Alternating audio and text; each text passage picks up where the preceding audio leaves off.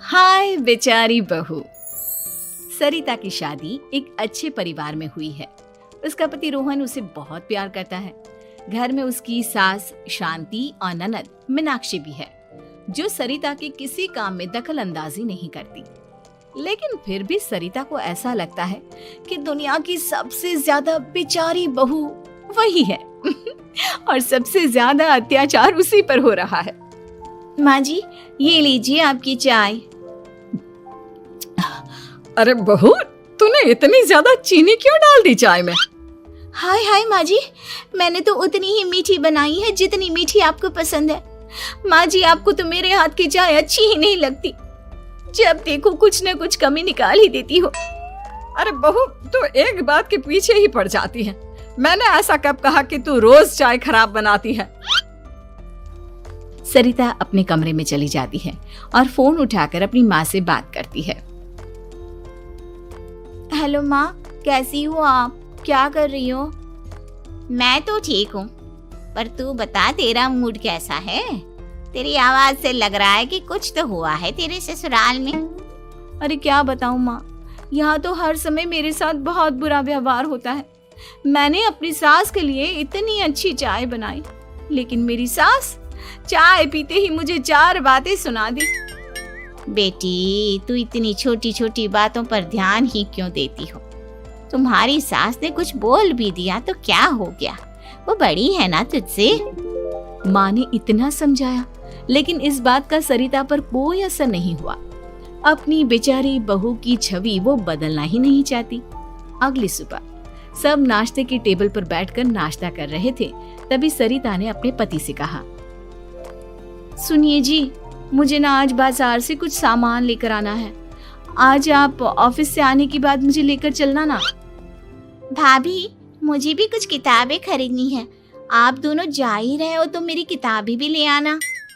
लो, अभी तो बात ही की है बाजार जाने की, तो एक फरमाइश आ गई। माँ जी, आप भी बता दो कुछ, और हाँ, मोहल्ले वालों से भी बोल दो अगर वो कुछ मंगवाना चाहते हो तो। बेचारी मीनाक्षी अपना सा मुंह लेकर रह गई। ये सब देखकर रोहन से चुप नहीं रह गया और वो गुस्से में बोला, सरिता, क्या हो गया है तुम्हें? मीनाक्षी ने तो सिर्फ किताबों के लिए बोला है। तुम्हें मीनाक्षी से इस तरह से बात नहीं करनी चाहिए। माफी मांगो उससे अभी। क्या? मैं माफी मांगू? दिन भर आपके घर के काम करूं मैं, आपकी और आपके घर वालों की बातें सुनूं मैं, और अब माफी भी मैं मांगू? ऐसा कभी नहीं हो सकता। ये बोलकर सरिता वहां से चली जाती है। एक दिन उनकी पड़ोसन घर आती है। अरे सरिता, क्या कर रही है?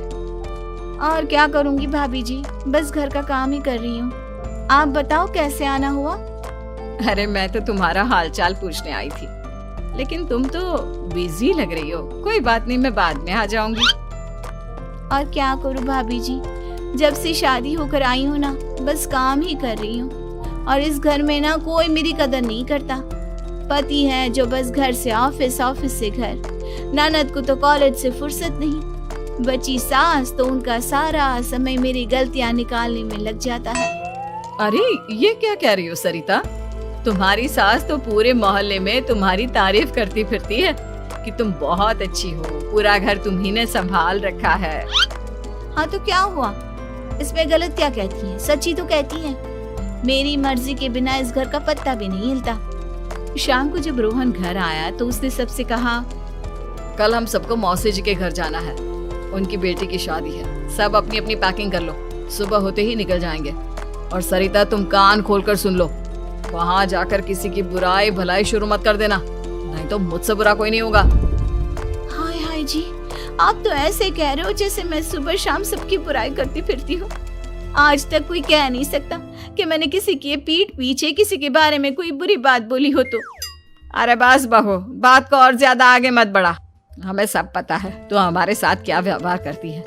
ये बात घर तक रखना, शादी में किसी को कुछ मत बोलना, नहीं तो सब कहेंगे कि शांति की बहू कितना बोलती है। हाँ हाँ, सब कुछ तो मैं ही बोलती हूँ ना। आप लोग तो हर समय फूलों की बारिश करते रहते हो मेरे ऊपर। सारी गलती मेरी है जो मैं इस घर में आई। सबका कितना ध्यान रखती हूँ, लेकिन फिर भी मेरी तो आप लोगों की नजर में कोई कदर ही नहीं है। अगली सुबह सब लोग मौसी जी के घर पर चले जाते हैं। वहाँ पर शादी का माहौल होता है, सब जगह चहल पहल होती है, बहुत सारे मेहमान आए हैं। सरिता को वहाँ बहुत अच्छा लग रहा है। वो अपने मन में सोचती है, यहाँ कितना अच्छा लग रहा है, कितनी रौनक है। मैं यहाँ किसी से ज्यादा बात नहीं करूंगी। अगर मेरे मुंह से कुछ ऐसा वैसा निकल गया तो रोहन जी तो मुझसे गुस्सा हो जाएंगी। सरिता ये सब सोच ही रही थी कि वहाँ रोहन की कजिन साक्षी आ गई और सरिता से बोली, आप सरिता भाभी हो ना? जितना आपके बारे में सुना था आप तो उससे भी ज्यादा सुंदर हो। हाँ वो तो है, मेरी सुंदरता की तारीफ सब करते हैं। मेरे मायके में तो सब यही बोलते हैं कि रोहन जी की किस्मत बहुत अच्छी है जिन्हें मैं मिली। लेकिन आप कौन है? मैंने आपको पहचाना नहीं। मैं रोहन भैया की कजिन हूँ। आपकी शादी पर नहीं आ पाई थी ना, इसलिए आप मुझसे मिले नहीं कभी। शांति मौसी और मीनाक्षी आपकी बहुत तारीफ करते हैं। क्या कहा तुमने? मेरी तारीफ? कभी नहीं। मेरे ससुराल वाले कभी मेरी तारीफ कर ही नहीं सकते। मैं इतनी अच्छी हूँ, मेहनती हूँ, लेकिन उन्हें तो मेरी कदर ही नहीं। सारा दिन घर का काम करती हूँ, फिर भी मेरी सास ना मुझे सुनाती रहती है और पति भी मेरी सास की साइड लेते हैं। ना कभी बाहर ले जाते हैं ना कहीं घुमाने। अगर घुमाने के लिए कभी बोल भी देना तो उनकी बहन बीच में आ जाती है। मैं कैसे रह रही हूँ उस घर में ये मैं ही जानती हूँ। सरिता की ये बातें सुनकर साक्षी को बड़ी हैरानी हुई। अब वो हर किसी के सामने अपनी बड़ाई और ससुराल वालों की बुराई करने लगी। रोहन और शांति को सरिता पर बहुत गुस्सा आया, लेकिन वो चुप रहे। अगले दिन जब वो अपने घर पर आए, सरिता, तुमने क्यों सबके सामने मेरी इज्जत का तमाशा बनाया? तुमसे बोला था ना कि चुप रहना। अजी ऐसा भी क्या कह दिया मैंने जो इतना भड़क रहे हो? तुम जहाँ जाती हो अपना रोना शुरू कर देती हो, कभी किसी दूसरे की बात ही नहीं सुनती, बस अपनी कहती रहती हो। तुमने सबके सामने हमारा तमाशा बनाकर रख दिया है।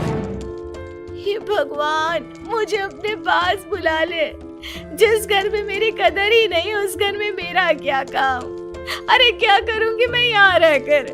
जो भी आता है मुझे सुनाकर चला जाता है। मैं तो किसी से कुछ नहीं कहती।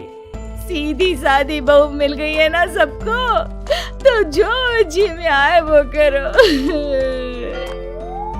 सरिता ने अपने आगे किसी को कुछ बोलने ही नहीं दिया और उस दिन भी उसने सबके सामने खुद को बेचारी बना ही दिया। अगले दिन मीनाक्षी कॉलेज के लिए लेट हो रही थी, इसलिए वो हर काम जल्दी जल्दी कर रही थी। अपना नाश्ता लेने किचन में गई और पतीले में रखे गरम दूध को गिलास में डालने लगी। दूध का पतीला उसके हाथ से छूट गया और गरम गरम दूध उसके हाथ पर गिर गया। ओए माँ, हाय मेरा हाथ, माँ मेरा हाथ जल गया। मीनाक्षी की आवाज सुनकर सरिता दौड़ती हुई आई। ये क्या किया तुमने? तुम्हें नाश्ता चाहिए था तो मुझसे बोल देती, मैं क्या मना करती थी? अब पता नहीं कितने दिन की मुसीबत पाल ली तुमने। सरिता मीनाक्षी को उसके कमरे में ले गई और उसका बहुत ख्याल रखा। उसका इस तरह से ख्याल रखना शांति और रोहन को थोड़ा अजीब लगा। माँ, सरिता के दिमाग का भी कुछ पता नहीं। कल शादी में सबको इतना कुछ बोल कर आई है हमारे बारे में, और अब मीनाक्षी की कितनी अच्छी देखभाल कर रही है। ये ऐसा क्यों करती है? बेटा, तेरी बीवी की ना आदत हो गई है सबके सामने खुद को बेचारी दिखाने की, और आदत इतनी जल्दी नहीं बदलती। जब ये बोलना शुरू करती है तो रुकने का नाम ही नहीं लेती, इसलिए इसे पता ही नहीं चलता कि ये किसके सामने क्या बोली जा रही है। लेकिन दिल की बहुत अच्छी है। हमें भी अपना दिल बड़ा करके ये जैसी है इसे स्वीकार करना चाहिए।